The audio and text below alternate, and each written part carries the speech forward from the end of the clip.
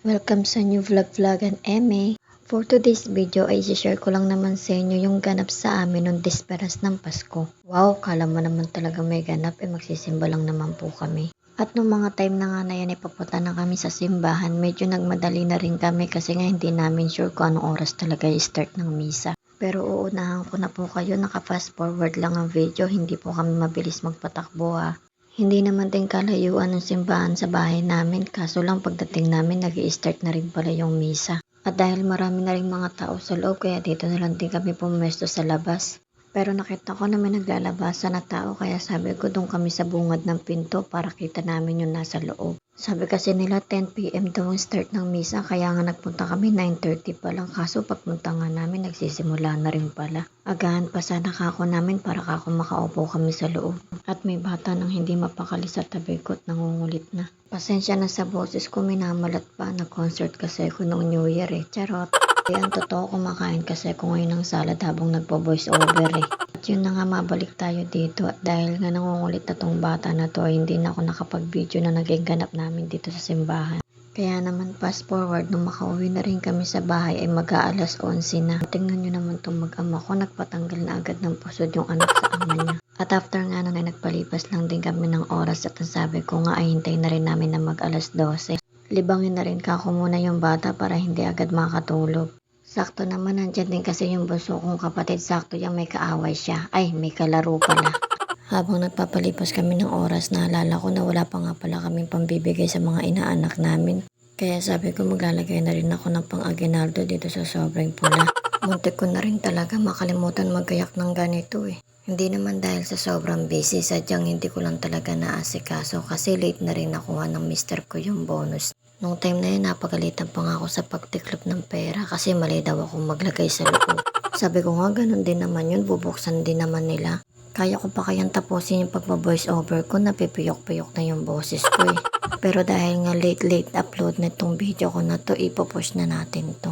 Habang naglalagay nga kami ng pera sa sobre, nararamdaman ko inaantok na yung maliit ko. Nung natapos nga kami, tinignan ko yung oras at 11:27 pa lang. Nagayak kasi ako ng regalo sa kanya.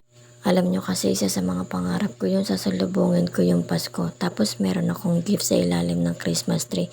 Kahit hindi siya mamahalin, basta meron akong bubuksan na gift. Last year kasi baby pa siya, kaya hindi ko to nagawa. Kaya sabi ko ipagkagawa ko siya ngayong taon. Kaya sabi ko kunin na niya yung regalo niya dyan kahit wala pang alas 12 kasi antok na rin siya. Piling ko naman magugustuhan niya yung laman niyan kasi mababaw lang naman kaligayahan ng anak ko. Tignan nyo naman, namili pa talaga siya ng malaking regalo. Akala naman niya sa kanya yun. At nung makuha na niya yung regalo niya, tapos nabuksan na niya kung ano yung laman. Sobrang worth it talaga yung reaction niya. As in, hindi ko talaga ine-expect na ganun yung magiging reaction niya. Nakabalot pa pa na Shopee. Siyempre!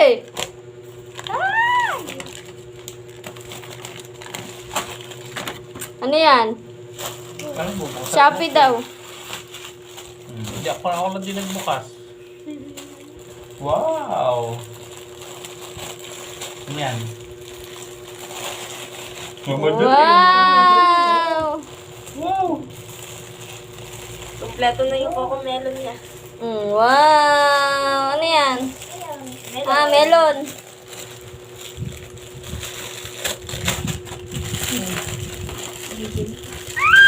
Ay!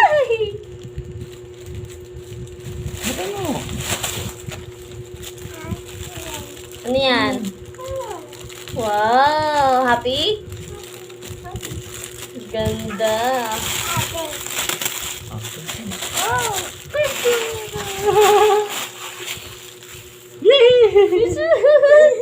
Ano yan? Happy ka? Happy. Sabihin. Thank you. Sa di JJ mo, isa. Ayun. Wow! Pero syempre hindi lang yung anak ko ang binigyan ko na regalo, meron din si Papa. Hindi din niya ine-expect to, pero sabi ko sa kanya wag siya mag-isip na mamahalin yung ibibigay ko sa kanya, no? Buti na lang talaga wala siya nung dineliver yung regalo ko sa kanya, kaya naibalot ko pa. Colgate. Colgate. Colgate. Ay, may isa pa ulit. Di ba? Colgate. Colgate. Wow!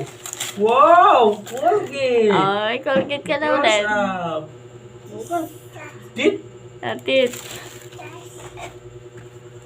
Wow. Colgate. Colgate. Wow! Wow! Sana all. Sana all. Kuya Ding, ding, ding. Gelye, gelye. KJ. Okay lang. Ay, KJ.